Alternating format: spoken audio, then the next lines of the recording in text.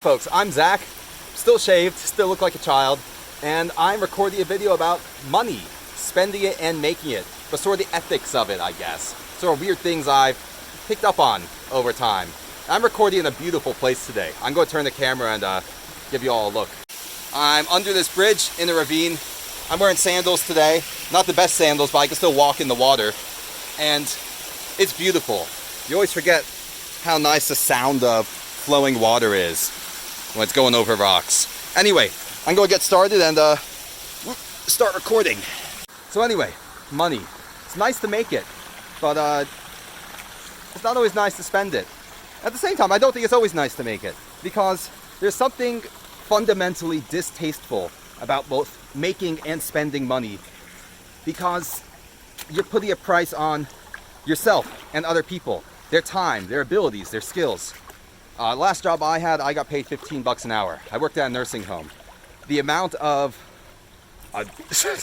bullshit you have to go through at a dementia Alzheimer's nursing home, just dealing with people in general there. There's rocks moving around. It's definitely not worth doing for $15 an hour. You end every day mentally and physically, morally exhausted. But I did that, and it felt so weird putting a price on my time and ability and moral energy, mental energy, like that. But I feel like spending money is where it gets a bit sketchier. I recently had a friend whose car broke down while he was driving, and another friend had just gotten off work, and I said, hey, do you think you could help my friend out, drive him back to his house? And that was like an hour round trip, going to his house and back. Just, if you've just gotten off work, it feels like a while. And it's gas money too, it's all that. And my friend was hesitant, but he did it. He's a good friend. And he knew my other friend too. But there was sort of the unspoken question of, okay, my friend needs to pay the friend who is driving him to his house for his time and money. How much should he pay? And I was talking to them both separately, and my friend who was driving said, I don't know, if he gives me $10 or $20, I'll be happy with it. And I sort of hinted at it, hey, my friend's go drive you home, you think you could give him some money for gas? And it's obviously gas isn't worth $10 or $20 for an hour drive, but my friend's time is worth some amount of money. And the question is, how much money is it worth? It's sort of a tough question to ask, because if you pay too little, you look like you don't value the other person's time. And if you pay too much, well, you're not valuing your own time. You've worked for that money. You put in the hours.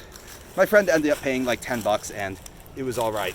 It's still awkward though, trying to figure out, sorry, I'm going down a slope here, trying to figure out how much money you give people for a service, something they're not really spending much money on, but it's more like their time and experience rather than material goods, like buying a t-shirt or something. I had another situation with that when I was overseas, when I was teaching in Borneo, actually.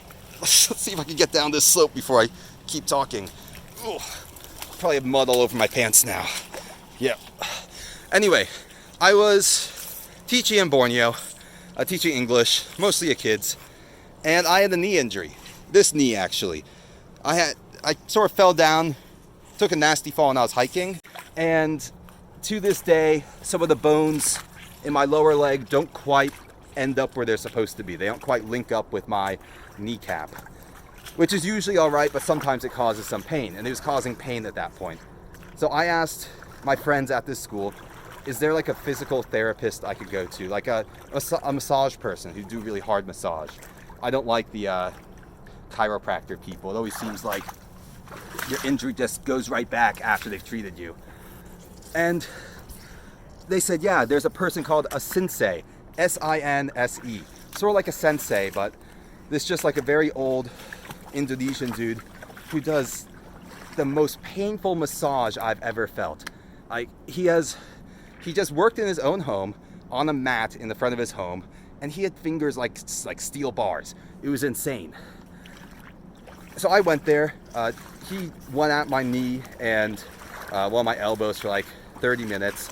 It was the most torturous thing I've ever felt, actually. But you could tell it was going to work. I was barely able to walk the rest of the day. I just had to sleep. But the next day, my leg felt way better. But at the end of this treatment, and my boss got one too, actually, he didn't like ask for money or anything, so I didn't know what to do. And my boss took these two little envelopes, like a sort of Chinese Lunar New Year envelopes, the ones that families give each other monetary gifts in. And she said to put the amount of money in there that I think I should pay. And first of all, this is a country where everything costs much different prices than in America, usually much lower prices. So I had no idea what I was supposed to pay this guy for his services. I just paid the same as the boss paid, and it must have been a bit too much, more than he expected, I mean, because next time I went back there, he spent much longer giving a massage. But it was still awkward because if that guy was in America, I said it to him and he was like, oh, I'd just like to stay here with my family. But I said, if he went to America doing this insane, like, bone massage sort of thing he was doing, he could work in Beverly Hills and get paid like $1,000 an hour by celebrities. But instead, I paid him $10 for the 30-minute massage. And my boss said, after I told her how much it was when we were in the car, she said, it's too much, you should have just given him like $5. He's going to feel awkward about it now. I was like, oh, okay, I had no idea. I guess I ended up actually paying a bit more than she did, or she had a longer one. So I remember doing something similar to her. But she said it's too much. And it's weird because I know that guy's time, if he was in America, would be worth 50 times as much as what I paid him. Just for the skill he had. The man was like 60 years old, and he had been doing this for maybe 40 years. It's insane to me that his skill is valued at that low of a rate where we were. And I have to say, it was distasteful paying him and not knowing how much I should pay him.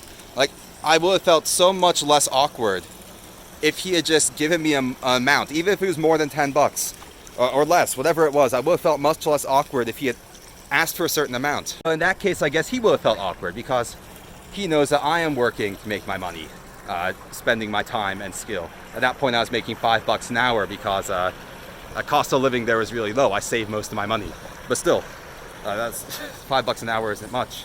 And when I put it like that, it sort of makes me realize that the people who are really rich, like especially people who run corporations and stuff, they are the ones who don't feel awkward about undervaluing people's time and skills and all of that. Someone who could look someone in the eye and say, yeah, I think my frontline employees should make $12 an hour. That's good. While they are making millions every year. That sort of person is like on some level a sociopath. And their sociopathy serves them by letting them underpay their people. Like, yeah, this human being who has their own dreams and goals in life, I'll pay him $12 an hour to make me lots of money. Sure. And then they get rich and the people who work for them are stuck in like minimum wage jobs. I feel like having this sort of distasteful feeling about how you evaluate other people's time and effort is a human thing. Like, I would feel like a sort of lizard if I could just look someone in the eye and say, you spend an hour of your time helping me, here's $10. Enjoy. But I feel like society as a whole has sort of gone over to that reptilian, sociopathic sort of perspective on it. Because look at the jobs that are valued or evaluated as being the best. The jobs that make you the most money. What jobs are they? Are they jobs like nurses and teachers? People who help other people, especially vulnerable people. Are those the people who are getting paid the most money? No, of course not.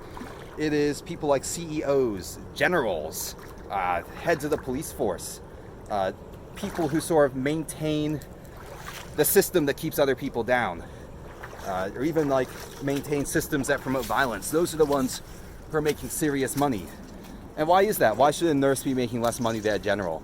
They are without doubt doing more good for the world than any general has done. Why should a stockbroker be making more money than a teacher? I will say straight out that a stockbroker is causing more harm to the world and less good than any teacher whatsoever. I would even say that the jobs that have the most positive outcome for the world are the ones that are the most undervalued and underpaid. I mean, aside from like food service jobs, And meanwhile, the jobs that are paid the most are the ones that have just a negative outcome on like the majority of people. I mentioned generals. How is war in any way positive for people? It just helps enrich weapons companies and contractors, and generally just destroys thousands or tens of thousands of lives. And then you have people like CEOs who, I mean, I'm sure they're doing something, but if someone could be the CEO of 3 or 4 companies at once, they must not be doing that much if they could do all that at the same time. And then it's incredible to me that people get paid so much money to do things that aren't really helping other people. And someone will say, well, they're making important decisions. They're making decisions that lead to inflation and lead to rising rent prices and rising prices for everything. They're making decisions that help them and not the normal, common people of America and other countries. And I'd hesitate to say it, but I think all that just comes down to money. It's spending it, making it, deciding how much a person should earn. That is fundamentally distasteful. People were on some level, I'm not saying like communism, woo, because that doesn't work, clearly. People were meant to be equal, or at least have sort of equal opportunities to like get paid a normal amount for doing a normal job. There were never supposed to be people who were kings and queens, CEOs, monopolists. That was never supposed to happen. And society has become so capitalist that I think the morals of society are degrading from all of that. Which is why personally, once I have enough money saved, my goal is to hike across the country. I want to kayak the Ohio River. After that, I want to go back overseas, travel as long as I can, eventually make money off YouTube, just enough to live out of like backpacking hostels and guest houses and keep traveling. I don't want to be part of a society that is sociopathic at best, and at worst, actively attacking just decent common sense values that we have. There's no way that we should be valuing bad people's time and decisions over the time of people who are actually helping others. Anyway, folks, once again, unpleasant video, but I'm in a weird mood now, I guess. So let me know what your thoughts are on this. I only listed a few of the jobs I was thinking about. I definitely had more in my head to start with.